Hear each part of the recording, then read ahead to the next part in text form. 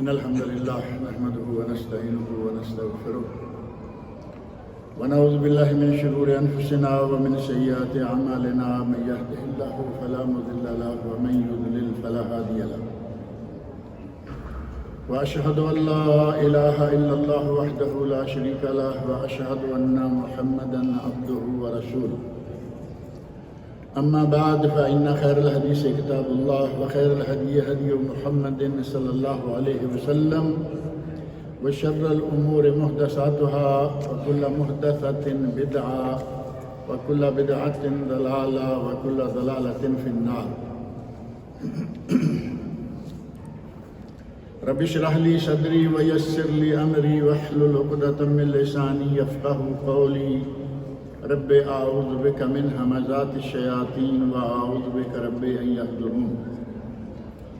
اعوذ بالله السميع العليم من الشيطان الرجيم. لقد كان لكم في رسول الله اسوة حسنة لمن كان يرجو الله واليوم الآخر وذكر الله كثيرا.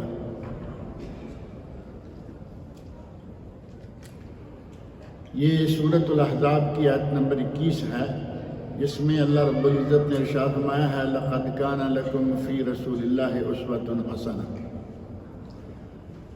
رسول اللہ صلی اللہ علیہ وسلم کی حیات طیبہ میں آپ کے لیے بہترین نمونہ ہے.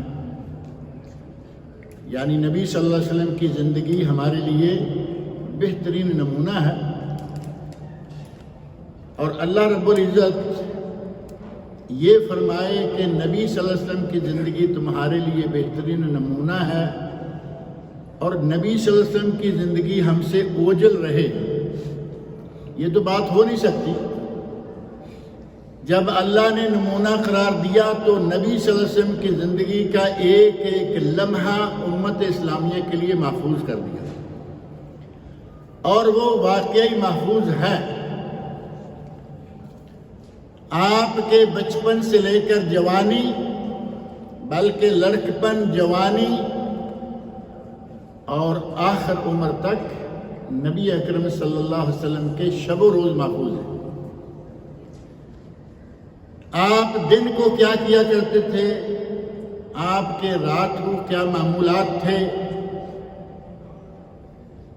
ایک تو سیرت النبی کی کتابیں ہیں جو بڑی مفصل کتابیں آج ہمارے پاس موجود ہیں. یہاں سعودی عرب کے اندر نظرۃ النعیم کے نام سے بہت مفصل سیرت النبی کی کتاب شائع ہوئی ہے، غالباً 20 جلدیں ہیں، اور 10 جلدیں سیرت انسائیکلوپیڈیا اردو میں موجود ہے جو دارالسلام نے شائع کی.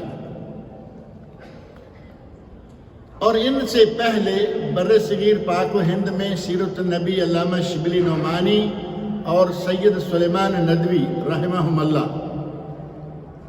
ایک جلد سید نعمانی نے لکھی، شبلی نعمانی نے، اور فوت ہو گئے. اور اس کے بعد بقیہ 5 جلدیں سید سلیمان ندوی رحمۃ اللہ علیہ نے پوری کی اور سیرت النبی کے موضوع کو بڑا مفصل بیان کر دیا. ان کے بعد بر صغیر پاک و ہند کی اردو کی سیرت کی کتابوں میں سے بہترین کتاب ہے رحمت للعالمین، سید سلیمان منصور پوری. صرف آخری فرق ہے، وہ ندوی ہیں اور یہ منصور پوری ہیں. نام سید سلیمان ان کا بھی ہے اور سید سلیمان ان کا بھی ہے. 3 جلدوں میں شائع ہوتی رہی، اور جب سے کمپیوٹر نے آ کر چیزوں کو زپ کرنا شروع کیا ہے، آج وہ موٹی 1 جلد میں موجود ہے، لیکن اپنے موضوع کی نایاب کتابوں میں سے تحقیق کا حق ادا کر دیا اس شخص نے. اللہ رب العزت ان کی محنت کو قبول فرمائے. اور اس کے بعد الرحیق المختوم بڑی مشہور و معروف کتاب ہے جس نے سعودی عرب سے نوبل پرائز حاصل کیا. شیخ صفی الرحمان صاحب مبارک پوری رحمۃ اللہ علیہ کی کتاب. ان کتابوں کے علاوہ بعض اہل علم نے نبی صلی اللہ علیہ وسلم کی حیات طیبہ کا ایک ایک گوشہ، الگ الگ گوشوں کو ذکر فرمایا ہے. کسی نے لکھا مرغوبات مصطفیٰ، نبی اکرم صلی اللہ علیہ وسلم کی مرغوب چیزیں کیا تھیں؟ اس میں ملبوسات ہیں کہ آپ کو کپڑا کون کون سا پسند تھا۔ سادہ لباس ساری دنیا جانتی ہے، سادہ چادریں، سادہ بستر اور انتہائی سادہ رہن سہن۔ اور معقولات مصطفیٰ، نبی اکرم صلی اللہ علیہ وسلم کھایا کیا کرتے تھے، پسند کیا فرمایا کرتے تھے؟ کھانے میں آج کا مسلمان روزانہ سینکڑوں نعمتیں استعمال کرتا ہے، جبکہ نبی اکرم صلی اللہ علیہ وسلم کا حال، آپ کوئی غریب نہیں تھے۔ ایک بات ذہن میں رکھیں کہ بعض دفعہ آدمی سمجھ لیتا ہے کہ شاید آپ کے پاس پیسہ نہیں ہوتا تھا۔ کیسر و کسریٰ کے خزانے آپ کے قدموں میں ڈھیر کر دیے گئے۔ سورج غروب ہونے سے پہلے نبی اکرم صلی اللہ علیہ وسلم نے سارے صدقہ کر دیے، اور دولت کا کوئی شمار نہیں تھا۔ خاص طور پر مدینہ منورہ کی زندگی میں آپ انتہائی مالدار شمار کیے جا سکتے ہیں، لیکن آپ کے مرغوبات میں سادہ لباس، سادہ کھانا پینا۔ کھانے پینے میں نبی اکرم صلی اللہ علیہ وسلم کی زوجہ محترمہ بیان کرتی ہیں کہ ہمارے گھر کھانے پینے کی پوزیشن یہ ہوتی تھی کہ ایک ہلال نکلتا ڈوب جاتا۔ ہلال پہلے دن کے چاند کو کہتے ہیں، پھر ہلال نکلتا اور ڈوب جاتا، پھر ہلال نکلتا اور ڈوب جاتا۔ 3 مہینے گزر جاتے، ہمارے گھر میں چولہا نہیں جلتا تھا۔ اور آپ کوئی پیر بھی نہیں تھے کہ ادھر سے بھی آ رہا ہے ادھر سے بھی آ رہا ہے، ایسا بھی نہیں تھا۔ کھانا بھی اپنے گھر کا تناول فرمایا کرتے تھے۔ کبھی کبھار کسی نے دعوت کر دی، وہ معروف ہے۔ سامنے والے نے، بھانجے نے پوچھا، اماں، خالہ، آپ کا گزارا کس چیز پہ ہوا کرتا تھا؟ تو فرمایا 2 چیزوں پر، ایک کھجور اور ایک پانی۔ کھجور کھاتے تھے، پانی پیتے تھے، اللہ کا شکر ادا کرتے تھے۔ یہ ہیں معقولات مصطفیٰ۔ اور معقولات میں مرغوبات کیا تھی؟ نبی صلی اللہ علیہ وسلم کو بکری کی دستی کا گوشت بڑا پسند تھا۔ میرا خیال لگ پیس کہہ سکتے ہیں نا، مرغی کا تو ہوتا ہی ہوتا ہے، بکری کی آگے والی دستی، اس گوشت کو نبی اکرم صلی اللہ علیہ وسلم بہت پسند فرماتے تھے۔ لیکن کبھی کبھار اپنے گھر میں جب 3 مہینے چولہا نہیں جلے گا تو دستی کہاں پکے گی؟ یہودی عورت کو یہ معلوم تھا کہ اس شخص کو دستی کا گوشت پسند ہے، اور اس نے جب دعوت کی تو دستی کے گوشت میں زہر ملایا۔ اس زہر کا اثر نبی اکرم صلی اللہ علیہ وسلم پر اسی وقت نہیں ہوا، آپ کے ایک صحابی شہید ہو گئے۔ اس صحابی کی شہادت کے بدلے میں اس عورت کو قتل کیا گیا۔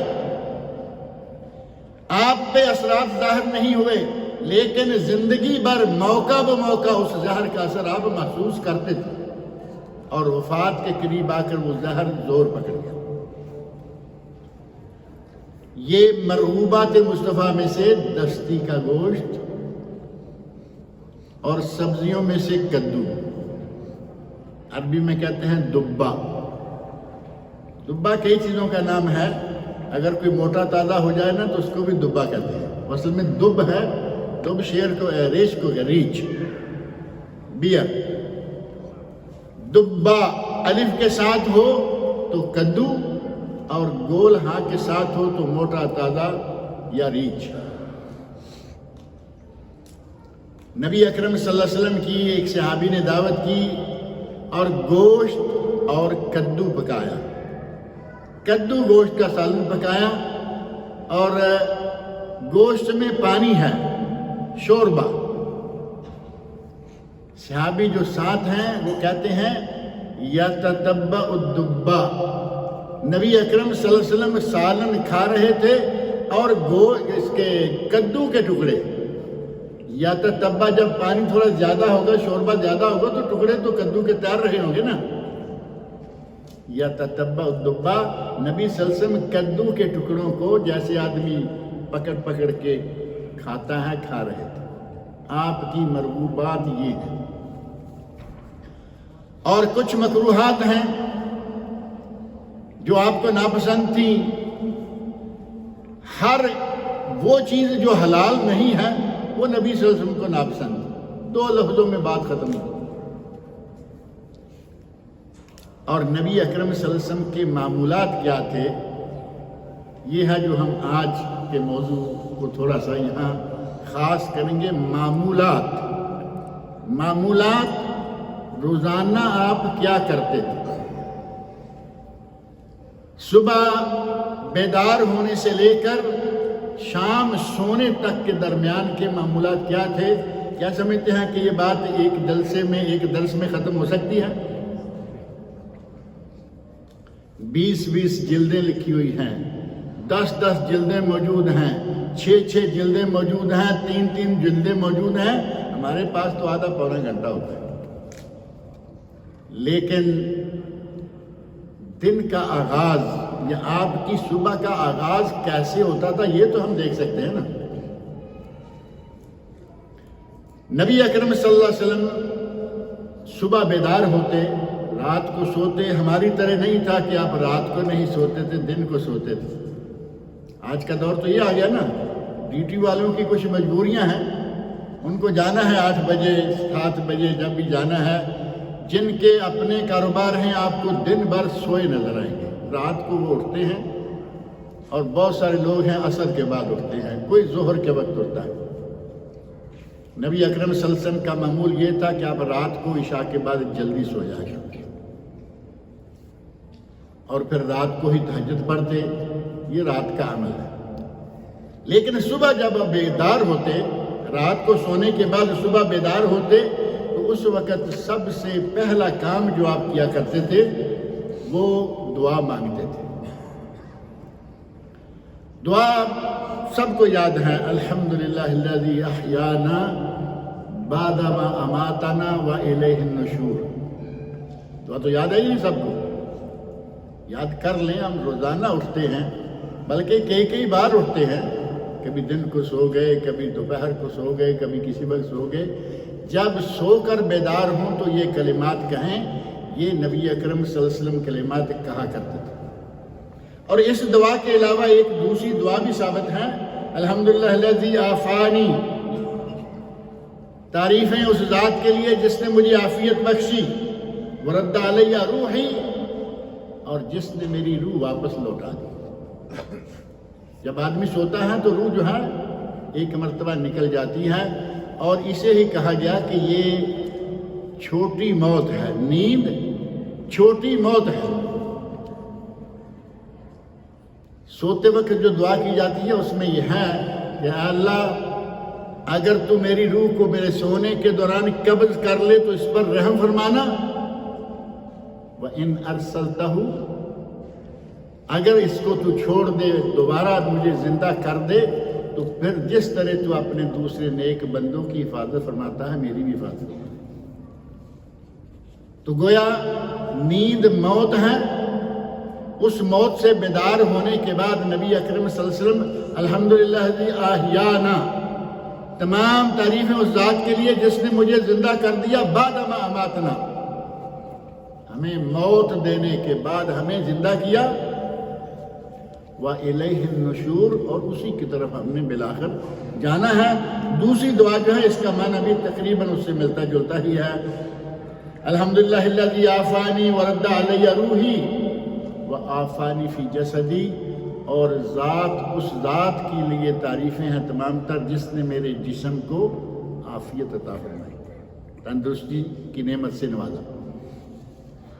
نبی اکرم صلی اللہ علیہ وسلم یہ دعا مانگ کر اپنے بستر سے بیدار ہوتے. اور اب اس کے بعد دوسرا عمل آپ کیا سر انجام دیتے تھے؟ ظاہر ہے کہ وضو کرتے، اور 2 سنتیں فجر کی عموماً آپ اپنے گھر میں پڑھا کرتے تھے. فجر کی، ظہر کی سنتیں گھر میں پڑھا کرتے تھے. پہلی سنتیں گھر میں پڑھتے اور بعد والی سنتیں پھر گھر میں پڑھتے. فجر کی ظہر کی پہلے ہیں، مغرب عشاء کی بعد میں ہیں، اور عصر کی ایسی کوئی سنتیں نہیں ہیں. اگر کوئی پڑھتا ہے تحیۃ المسجد، تحیۃ الوضو 4 رکعتیں پڑھ سکتا ہے، اس میں کوئی ایسی بات نہیں ہے. اور فجر کی نماز ادا کرنے کے بعد نبی اکرم صلی اللہ علیہ وسلم کا عمل مبارک یہ ہوتا تھا کہ ایک دعا آپ فرمایا کرتے تھے، جو دعا مسند امام احمد اور سنن ابن ماجہ میں صحیح سند کے ساتھ ثابت ہے.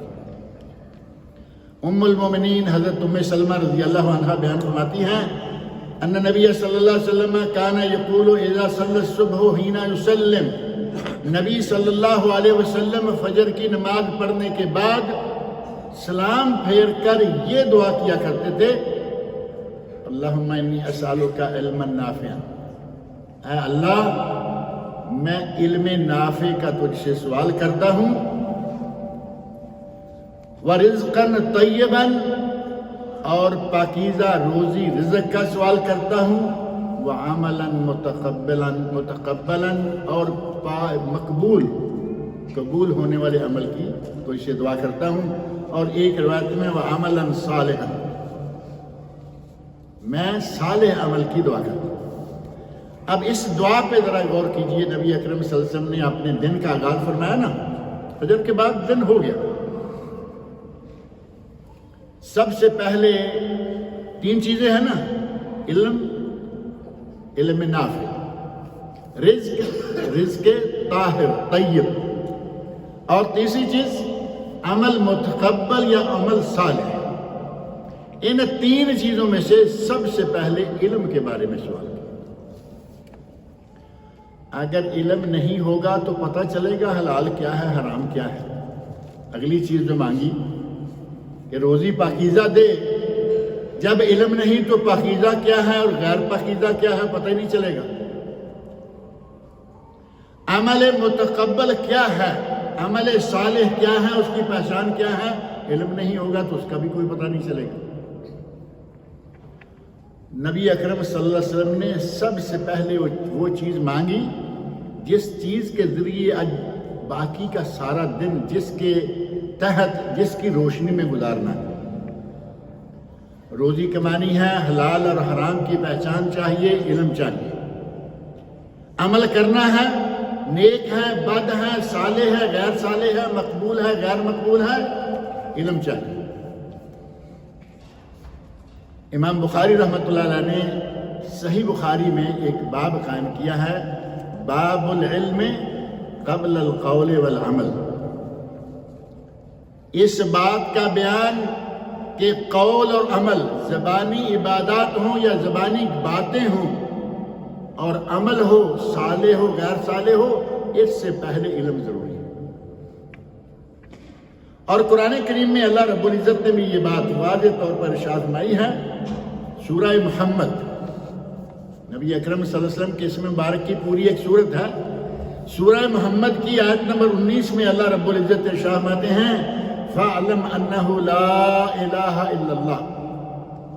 اس بات کا علم ہونا چاہیے، اس بات کا علم حاصل کر لو، جان لو کہ اللہ کے سوا کوئی معبود برحق نہیں ہے.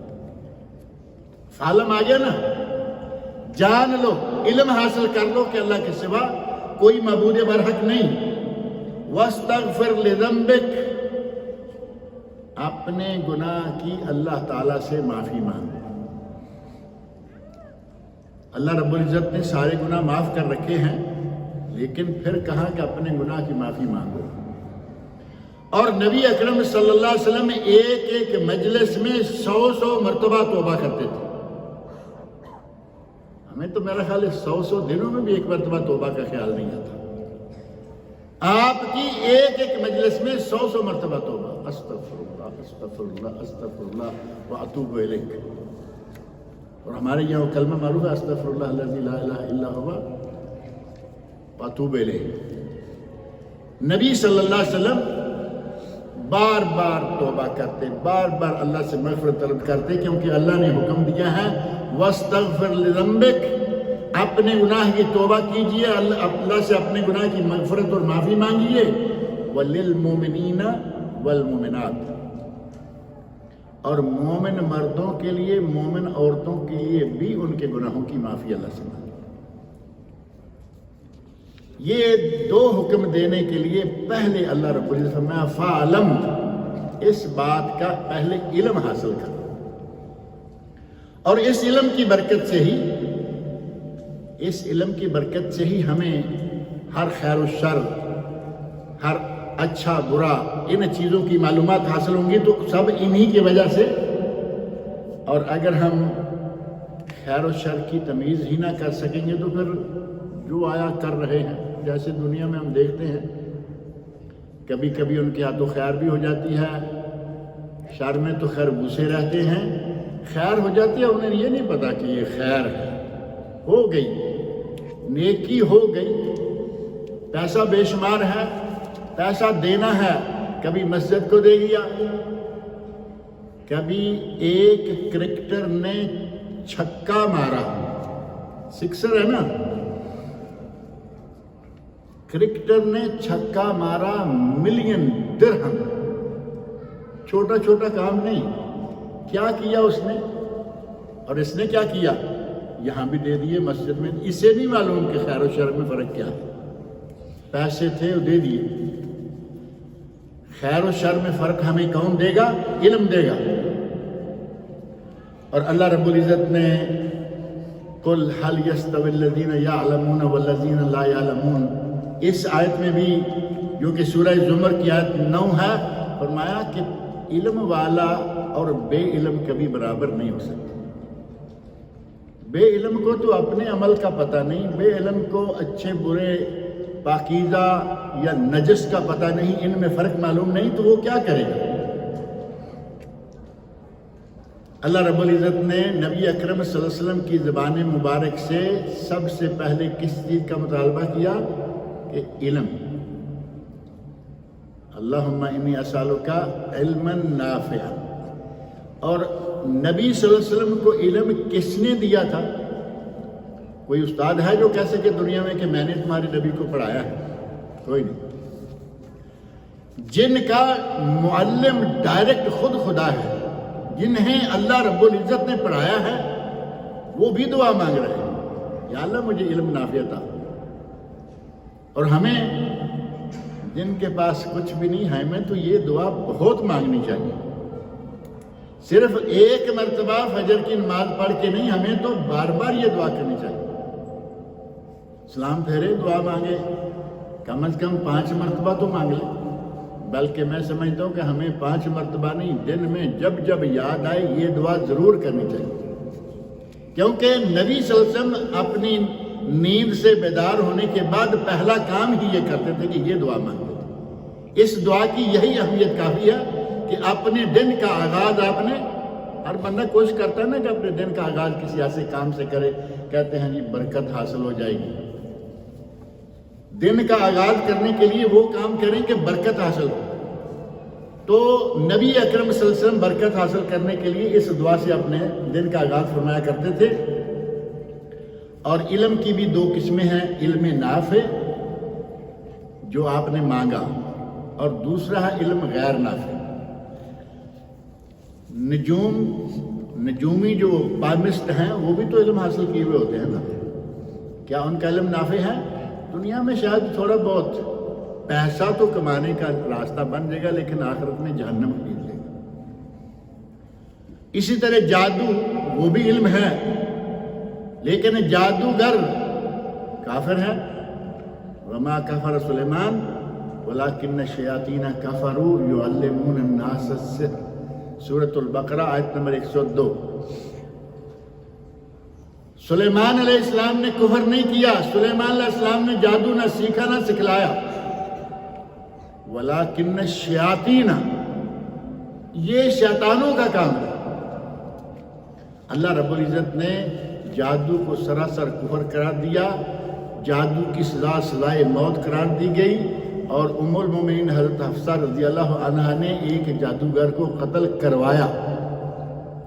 یعنی یہ نہیں کہ صرف موت قرار دے دی گئی اور واقعہ پیش نہیں آیا، حضرت حفصہ رضی اللہ عنہ نے ایک جادوگر کو باقاعدہ قتل کروایا تھا۔ دعا مانگیں کہ اللہ ہمیں علم نافع عطا فرمائے، اس قسم کے علم شر، علم ضار، غیر نافع علم سے اللہ تعالی ہمیں محفوظ رکھے۔ امام احمد بن حنبل رحمۃ اللہ فرماتے ہیں کہ اگر نیک نیتی کے ساتھ علم حاصل کریں اور علم نافع یعنی دین کا علم حاصل کریں، یا ہر وہ علم جو دین کا نہ صحیح لیکن اس میں شرعاً کوئی ممانعت نہیں ہے، اگر ایسا علم حاصل کریں تو اس علم کا مقابلہ دنیا کی کوئی چیز نہیں کر سکتی۔ پوچھا گیا کہ نیک نیتی کیا ہے؟ کہا گیا کہ علم حاصل کرے دولت کمانے کے لیے نہیں اور مولویوں کے سامنے اڑنگے لگانے کے لیے نہیں۔ کچھ لوگ علم حاصل کرتے ہیں صرف دولت کے لیے، ڈگری لیں گے کمائیں گے، وہ علم نافع نہیں، شرعی علم شمار نہیں ہوگا۔ اور کچھ لوگ علم حاصل کرتے ہیں، ان کا مطلب ہوتا ہے کہ یہ بیٹھ کے اسپیکر پہ باتیں کرتا رہتا ہے، آج پوچھتے ہیں ایسے ادھر ادھر سے سوال، یہ وہ عجیب و غریب قسم کے سوال لے کے آ جائے گا، مقصد صرف یہ کہ میں کوئی رکاوٹ پیدا کروں۔ اب ہمارے جیسے آدمی کو تو رکاوٹ پیدا کر بھی لے گا، لیکن کچھ لوگ بڑے حاضر دماغ ہوتے ہیں، مناظر ٹائپ لوگ ہوتے ہیں، وہ اس قسم کے بے وقوفوں کو 1 منٹ میں راستہ دکھا دیتے ہیں۔ آدمی اٹھا کہتا ہے جی حضرت آدم اور حوا علیہ السلام کا نکاح کس نے پڑھایا تھا؟ اب یہ کوئی بات ہے پوچھنے والی؟ اس کا قبر میں، اس کا حشر میں، اس کا قیامت کے دن کہیں کوئی سوال ہوگا؟ مقصد ایسے بلا وجہ کسی کو اپسٹ کرنا۔ اٹھا جی حضرت آدم علیہ السلام اور حوا کا نکاح کس نے پڑھایا؟ مولانا صاحب سے میں کہا تو نے چھوارے کھانے ہیں، تجھے نکاح سے کیا؟ ان کا نکاح ہوا، کب ہوا، کس نے کیا؟ تم اپنی بات کرو، کو اپنی بات پوچھو۔ اس طرح کا علم حاصل نہ کرے کہ دوسروں کو محض پریشان کرنے کا ارادہ رکھتا ہو۔ اور دوسری چیز جو نبی اکرم صلی اللہ علیہ وسلم نے اللہ رب العزت سے مانگی وہ ہے رزقاً طیباً، پاکیزہ رزق۔ اور رزق پاکیزہ ہوگا تو عبادت بھی قبول ہوگی، رزق پاکیزہ ہوگا تو برکتیں بھی حاصل ہوں گی۔ نبی صلی اللہ علیہ وسلم نے صحیح مسلم میں اور حدیث کی دیگر کتابوں میں حدیث موجود ہے، ان اللہ امر المومنین بما امر بہ المرسلین، اللہ نے مومنوں کو اسی بات کا حکم دیا ہے جس بات کا حکم مرسلین کو، نبیوں کو دیا۔ اور وہ حکم کیا ہے؟ سورۃ المومنون کی آیت نمبر 51 میں فرمایا یا ایھا الرسل کلوا من الطیبات واعملوا صالحا، اے رسولو پاکیزہ رزق کھاؤ اور عمل صالح سر انجام دو۔ رسولوں کو حکم ہو گیا۔ اور عام مومنوں کے لیے سورۃ البقرہ کی آیت نمبر 172 میں ارشاد فرمایا یا ایھا الذین آمنوا کلوا من الطیبات ما رزقناکم واشکروا للہ، اے ایمان والو جو ہم نے تمہیں پاکیزہ رزق دیا ہے، دنیا میں تو پاکیزہ غیر پاکیزہ سب ہے نا، اس میں سے پاکیزہ کو اختیار کرو، وہ کھاؤ اور اللہ کا شکر ادا کرو۔ اور پھر نبی اکرم صلی اللہ علیہ وسلم نے ذکر الرجل، ایک آدمی کا ذکر کیا، وہ حدیث ٹکڑا میں بہت دفعہ بیان کرتا رہتا ہوں کہ آدمی حج پہ روانہ ہوا، دعائیں مانگ رہا ہے، یا رب یا رب یا رب، کھانا حرام، پینا حرام، کپڑا حرام، غذا حرام سے، نبی صلی اللہ علیہ وسلم فرماتے ہیں اس کی دعا کیسے قبول ہوگی؟ عبادت کی قبولیت کے لیے بھی ضروری ہے کہ ہمارا رزق پاکیزہ ہو، روزی پاک ہو۔ اور نبی اکرم صلی اللہ علیہ وسلم کی جو ڈیوٹیاں اللہ نے لگائی تھی ان میں سے ایک ڈیوٹی سورۃ الاعراف کی آیت نمبر 157 میں ہے وَيُحِلُّ لَهُمُ الطَّيِّبَاتِ وَيُحَرِّمُ عَلَيْهِمُ الْخَبَائِثَ، میرا نبی پاکیزہ چیزیں تمہارے لیے حلال کرتا ہے، بتاتا ہے کہ یہ حلال ہے، یہ حلال ہے، یہ پاکیزہ ہے، وَيُحَرِّمُ عَلَيْهِمُ الْخَبَائِثَ، اور خبیث، نجس، ناپاک چیزوں کی باقاعدہ ممانعت کرتا ہے، ان سے روکتا ہے۔ اب روزی ہو سود کے ذریعے جمع کی ہوئی، دولت ہو رشوت لے لے کے جمع کی ہوئی، ہر طرح کی بے ایمانی، چوری اور ڈاکوں کے ذریعے جمع کی ہوئی، وہ بھی کھا رہا ہے، خود بھی کھا رہا ہے، بیوی کو، بچوں کو کھلا رہا ہے، اگر اپنے والدین، بہن بھائی، دوسرے لوگ اس کے زیر کفالت ہیں ان کو بھی کھلا رہا ہے، اور بڑی ڈھینگے مارے کہ میں تو جی تہجد بھی پڑھتا ہوں۔ حدیثیں آپ کے سامنے ہیں۔ حج والا کہاں پہنچا ہوا ہے؟ دنیا جہان سے سفر کر کے میدان عرفات میں، اور دعائیں مانگتا ہے۔ رسول اللہ صلی اللہ علیہ وسلم فرماتے ہیں کہ اس کی دعائیں کیسے قبول ہوں؟ اس کا گناہ کیا بتایا؟ مطعمہ حرام، مشربہ حرام، ملبسہ حرام وغذی بالحرام۔ اگر کھانا پینا پہننا حرام سے ہے، غذا حرام سے ہے، تو دعائیں قبول نہیں ہوتی۔ دعائیں قبول نہیں ہوتی تو نمازیں کیسے، تہجدیں کیسے قبول ہوں گی؟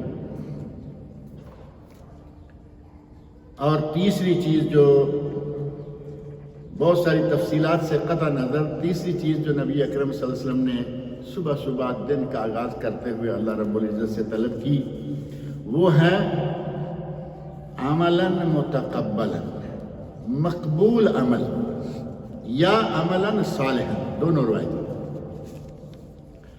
پہلی بات یہ کہ عمل صالح کیا ہے؟ بنگلور سے ہماری ایک کتاب شائع ہوئی ہے، عمل صالح کی پہچان۔ دیر ہوئی اس بات کو، اور اس سے بہت پہلے پاکستان میں وہ کتاب مفصل انداز سے شائع ہوئی تھی، قبولیت عمل کی شرائط۔ ان دونوں کتابوں میں پوری تفصیل کے ساتھ بتایا گیا ہے کہ عمل صالح کیا ہے۔ نبی سے فرمایا کہ عمل صالح ہمیں عطا فرما۔ وہ عمل صالح کیا ہوگا؟ مقبول عمل کیا ہے؟ کوئی عمل ہم کرتے ہیں، کیا کب قبول ہوگا، کس حال میں قبول ہوگا، اس کے لیے شرطیں کیا ہیں؟ اب ان ساری تفصیلات میں جانا تو ممکن نہیں ہے۔ مختصر یہ کہ عمل خالص اللہ رب العزت کے لیے ہو۔ نماز پڑھیں تو اللہ کی رضا کے لیے، یہ نہ ہو کہ میں اگر مسجد میں نہ گیا تو فلاں آیا ہوا ہوگا، وہ کہے گا کہاں ہے۔ اب بتائیے کہ یہ آدمی اللہ کے لیے مسجد میں جا رہا ہے، یہ تو مسجد میں اس لیے جا رہا ہے کہ اس چوری صاحب کے یہاں، چوری صاحب کے یہاں حاضری لگوانے کے لیے نہیں، اللہ کے حضور حاضری لگوانے کے لیے مسجد میں جائے، نماز پڑھے، تو یہ ہے اللہ کے لیے عمل۔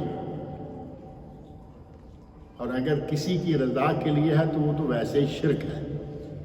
نبی اکرم صلی اللہ علیہ وسلم نے فرمایا، ایک بندہ نماز پڑھ رہا ہے، الٹی سیدھی پڑھ رہا تھا، جیسے دیکھا پیچھے باس موجود ہے، اپنی نماز کو فٹ فٹ صحیح کرنا شروع کر دیا، تو فرمایا یہ ریاکاری ہے اور یہ شرک ہے۔ بجائے ثواب کے شرک یعنی گناہ کما کے مسجد سے نکلے، یہ نہ ہو۔ عمل خالصتاً اللہ کے لیے ہو اور سنت کے مطابق ہو اور رزق حلال ہو، عمل عند اللہ مقبول ہوگا، عمل صالح قرار پائے گا۔ سورۃ الملک کی آیت نمبر 2 ہے، الذی خلق الموت والحیات لیبلوکم ایکم احسن عملا وہو العزیز الغفور۔ اللہ تعالیٰ تمہیں دیکھنا چاہتا ہے کہ تم میں سے اچھا عمل کون کرتا ہے۔ فضیل بن عیاض ایک بہت ہی بڑے متقی، پرہیزگار اور عالم فاضل شخص گزرے ہیں۔ انہوں نے اس کی تفسیر جو بیان کی ہے، انہوں نے کہا کہ ایکم احسن عملا، اچھے عمل والا کون سے، مراد یہ ہے کہ خالص عمل والا کون ہے۔ اور ان سے پوچھا گیا کہ خالص عمل والا کون ہوگا، یا وہ عمل کون سا ہے جو مقبول ہو، تو انہوں نے پھر یہی باتیں کہیں، اگر اللہ کے لیے ہے لیکن سنت کے مطابق نہیں ہے، نامقبول ہے۔ یہ نقطہ ذہن میں رکھیں، عمل اللہ کے لیے کر رہا ہے لیکن سنت کے مطابق نہیں ہے، وہ قابل قبول نہیں ہوگا کیونکہ سنت کے مطابق نہیں ہے۔ اور ایک عمل تو عین سنت کے مطابق سر انجام دے رہا ہے لیکن اللہ کے لیے نہیں ہے۔ عمل اللہ کے لیے کیا، سنت کے مطابق نہیں ہے، نامقبول۔ عمل سنت کے مطابق کیا، اللہ کے لیے نہیں ہے، نامقبول۔ یہ دونوں چیزیں موجود ہونی چاہیے کہ عمل ہمارا اللہ کی رضا کے لیے ہو اور سنت رسول کے عین مطابق ہو۔ نبی اکرم صلی اللہ علیہ وسلم جس ذات نے ہمیں یہ دعا سکھلائی ہے ان کے معلم خود خدا ہے، اللہ سے علم حاصل کیا۔ اور دوسری چیز یہ کہ آپ ہمیشہ حلال کھاتے، کبھی حرام کے قریب بھی آپ نہیں بنے، اور آپ کے اعمال اللہ رب العزت نے سورۃ الفتح کے شروع میں ہی آپ کے سارے گناہوں کو معاف کر دیا، یعنی آپ کا ہر عمل مقبول ہے۔ اتنی عظیم ہستی یہ دعا مانگ کے اپنے دن کا آغاز کر رہی ہے، تو ہمیں تو ظاہر ہے کہ اس دعا کو بطور خاص لینا چاہیے۔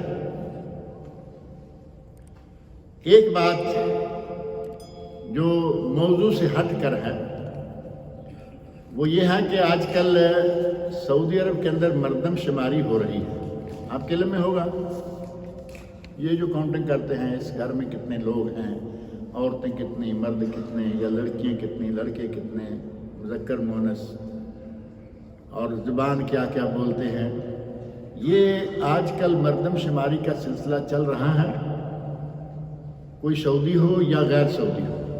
یعنی یہ نہیں ہے کہ صرف سعودیوں کو گن رہے ہیں، سعودیوں کو گنیں گے تو وہ تو ویسے بھی بہت تھوڑے ہیں، سارا ملک تو ہم نے بھرا ہوا ہے، ملک میں تو آبادی بے شمار ہماری ہے۔ اگر ہم کہیں گے نہیں سعودیوں کے لیے ہے تو پھر تو مسئلہ سارا گڑبڑ ہو گیا۔ ملک کے اندر کتنے لوگ ہیں ان کی تعداد جو ہے وہ معلوم کرنے کے لیے باقاعدہ لوگ گھر گھر پہ پہنچ رہے ہیں، بیل دیتے ہیں، ساری باتیں پوچھتے ہیں، ان کے ساتھ تعاون کرنا چاہیے۔ ہمارے کچھ لوگ ایسے ہیں کہ وہ بیل دی، دیکھا کہ یہ تو اس کے تو گلے میں لٹک رہا ہوتا ہے نا بطاقہ آئی ڈی، یہ تو پتہ نہیں کیا لینے آیا ہے، اندر سے بیل ہی نہیں، سنی کو انسنی کر دیتے ہیں، دروازہ نہیں کھولتے، یہ غلط ہے۔ یہ ایک پلاننگ کے لیے، آئندہ کی پلاننگ کے لیے، آپ کے ہمارے فائدے کے لیے، یہ کام سارا ملک کے اندر موجود لوگوں کے فائدے کے لیے ہوتا ہے، اور یہ کام ہمیں کرنا چاہیے، ان کے ساتھ تعاون کرنا چاہیے۔ اور اگر صاحب العمل، بلکہ یہ کہیں کہ ولی الامر یہ کہے تو ولی الامر کے کہنے پہ اس کو سر انجام دینا ویسے بھی ہمارا واجب بنتا ہے۔ اور یہ کام شاید آپ کے علم میں ہوگا، یہ کام سب سے پہلے اسلام میں خود نبی صلی اللہ علیہ وسلم نے کروایا، اور یہ عام سی بات بھی نہیں، صحیح بخاری اور صحیح مسلم کی حدیث موجود ہے۔ آپ نے فرمایا احصولی کم یلفظ الاسلام، میرے لیے مدینہ میں کتنے لوگ مسلمان ہیں ان کی گنتی کرو۔ اور راوی حدیث کہتے ہیں کہ مسلمانوں کی گنتی کی گئی، مدینہ میں یہودی ہیں، مدینہ میں عیسائی ہیں، مشرک ہیں، کون کون ہے، لیکن مسلمانوں کی گنتی کر کے نبی صلی اللہ علیہ وسلم کے سامنے رکھ دی۔ احصولی کم یلفظ الاسلام، مجھے بتائیے، گن کر بتائیے کہ اسلام کا لفظ بولنے والے کتنے ہیں۔ تو مردم شماری کے سب سے پہلے موجد کون ہوئے؟ یہ کافر نہیں، ہم سمجھتے ہیں جی یورپ میں، امریکہ میں ہوتا تھا، نبی صلی اللہ علیہ وسلم نے سب سے پہلے اس بات کا حکم دیا۔ جو بھی کوئی اچھا کام ہے اس کی بنیاد آپ کو نبی صلی اللہ علیہ وسلم سے، خلفائے راشدین سے، صحابہ سے ملے گی، اور اس کے بعد مسلمانوں سے ملے گی۔ اس کو پھر اسٹیبلش کرنے میں کچھ کافروں نے ہاتھ ڈالا۔ میرا وہ موضوع نہیں آیا، ایک مرتبہ میں نے جدہ میں، کارنس جدہ پہ جلسہ ہو رہا تھا، تو وہاں بات ذکر کی تھی کہ ہم ہر چیز کو کافروں کو، جی کیا بات ہے انگریزوں کی، کیا بات ہے انگریز کی، یہ بھی کر دیا۔ جب اس کی تہ میں جا کے دیکھیے وہ ہمیں اسلام میں ملے گا، اس کی بنیاد اسلام میں ملے گی، مسلمانوں کے یہاں ملے گی۔ ہم نے اپنے دین کو، اپنی تاریخ کو، اپنی ہسٹری کو بھلایا، اور ساری چیزیں جو نئی ایجادات ہیں خاص طور پر وہ انگریزوں کی جولی میں ڈال دی، حالانکہ وہ ہماری ہیں۔ اللہ تعالیٰ سے میری دعا ہے کہ وہ مجھے اور آپ سب کو نبی اکرم صلی اللہ علیہ وسلم کی زندگی اور آپ کے معمولات پر عمل کرنے کی توفیق عطا فرمائے۔ آپ کی زندگی بھر کے معمولات کیا ہیں؟ ان میں سے ایک پروگرام میں نے شروع کیا تھا ریڈیو سے، جدہ ریڈیو سے۔ اس میں نبی صلی اللہ علیہ وسلم کی حیات طیبہ کے ایک دن کے معمولات، جیسے میں نے آج صرف اٹھنے کے وقت آپ نے کیا دعا کی یہ بات ذکر کی ہے، اس طرح نبی صلی اللہ علیہ وسلم ایک دن میں بیدار ہونے سے لے کر سونے تک کیا کیا کرتے تھے، وہ سلسلہ کافی عرصے تک چلتا رہا اور ریٹرن موجود ہے، انشاءاللہ اللہ نے چاہا تو اس کو شائع بھی کریں گے۔ اللہ سے میری دعا ہے کہ وہ مجھے اور آپ سب لوگوں کو نیک عمل کی توفیق عطا فرمائیں۔ ہم اپنے عزیز و اقارب کے ایصال ثواب کے لیے جو قرآن مجید پڑھ کر ان کے درجات بلند ہونے کے لیے دعا کرتے ہیں، آپ قرآن مجید پڑھ کے درجات بلند ہونے کی دعا کرتے ہیں، جبکہ قرآن مجید پڑھ کے ایصال ثواب ثابت ہی نہیں ہے۔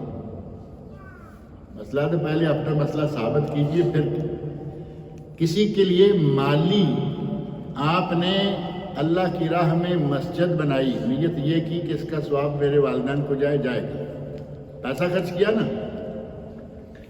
ہم آج کل ایصال ثواب کے بارے میں جو فری آف کاسٹ کام ہے نا، وہ بڑے خوشی سے کرتے ہیں۔ 100 نفل ابا حضور کے لیے، اس میں کیا خرچہ آئے گا؟ تھوڑا سا وقت لگے گا، ایک ڈرامہ نہیں دیکھیں گے 100 نفل ہو جائیں۔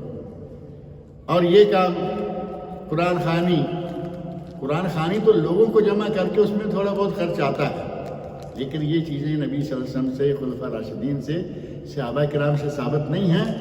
اگر قرآن کسی نے پڑھایا ہے اس کو ثواب جائے گا، والدین اس کا خرچہ کرتے ہیں ان کو ثواب جائے گا، اور پڑوسیوں کو کیا جائے گا؟ پڑوسیوں کا کیا تعلق ہے؟ مسجد میں جو بچے پڑھتے ہیں ان کا کیا تعلق ہے؟ آپ نے قاری صاحب کو بھی بلا لیا، بچوں کی بلا لیا، ایک ایک سپارہ سب کو بانٹ کے دے دیا۔ اس کی بہت ساری کہانیاں ہیں کہ وہ کیا پڑھتے ہیں اور کیا پڑھ کے جاتے ہیں، نہ ہی پوچھو تو اچھا ہے۔ جمعہ کے دن مسجد میں داخل ہوتے ہی اذان ہو تو ہم کو تحیۃ المسجد ادا کرنا ہے یا اذان کے بعد؟ پہلے آپ تحیۃ المسجد ادا کیجئے، جو اذان کا حصہ بچے گا اس کے بعد آپ اس میں شامل ہو جائیے۔ اور بہت سارے لوگ میں دیکھتا ہوں کہ آتے ہی پہلے کھڑے ہو جاتے ہیں، بیٹھنا تو نہیں جب تک تحیۃ المسجد نہیں ہوگی، اور اذان کا جواب دینے کے بعد 2 رکعتیں شروع کرتے ہیں، جبکہ اذان کے فوراً بعد خطبہ شروع ہو گیا ہے جس کا سننا سراسر فرض ہے،